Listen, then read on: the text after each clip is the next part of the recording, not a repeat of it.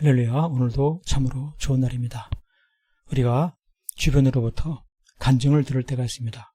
하나님께서 어떠한 은혜를 주셨는지, 그 은혜로 내가 어떻게 큰 도움을 받았는지, 어떤 문제가 해결되었는지, 이와 같은 간증을 들을 때 어떻게 되겠습니까? 나도 하나님을 경외하고 더욱더 믿음으로 살아가는 이것이 귀한 것입니다.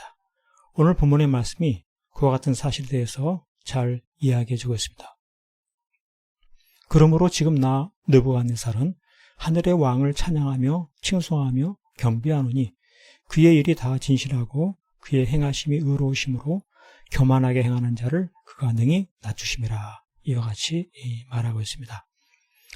교만하게 행하는 자를 그가 능히 낮추신다. 보이지 않는 하나님께서 이와 같은 일을 이루신다. 이렇게 고백하는 이유가 무엇인가? 어떻게 그의 일이 다 진실하고 그의 행하심이 의로우시다 한가? 이 고백은 바로 느부갓네살 왕의 고백입니다. 자신이 교만했는데 자신이 낮춰졌었고 그를 통해서 하나님이 진실하고 의로우심을 알게 되었다라고 한 것이죠. 참으로 이런 말씀은 기이한 말씀임에도 그 의미를 믿음으로 깨달으려 하는 것입니다. 믿음이란 깨닫는 것이에요. 그래서 하나님은 사람을 통해 역사하신다. 사람을 통해 역사하신다. 이것을 일깨우고 싶으신 그런 심정이 있는 것입니다.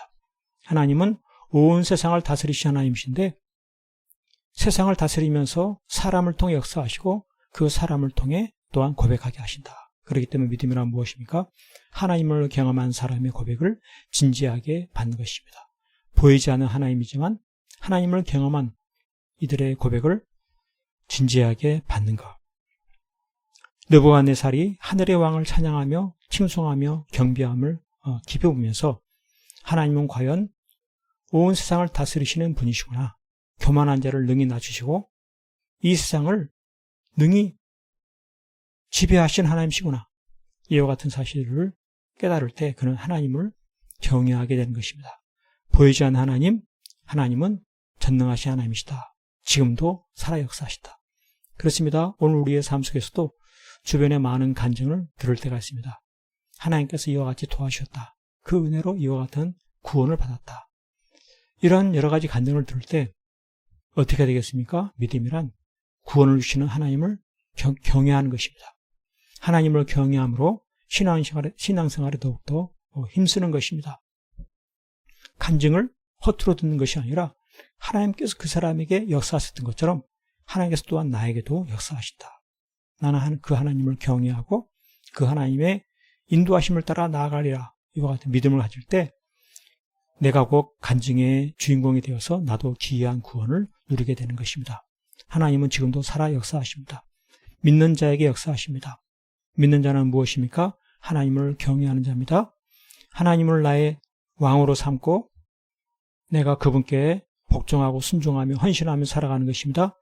모든 삶의 영역에서 예수 그리스도를 주님으로 인정하고 주님께 헌신하며 살아가는 것입니다. 그렇게 해야 될 이유가 무엇입니까? 하나님은 그를 높여주시고 그에게 놀라운 구원의 은혜를 베풀어 주시는 것입니다.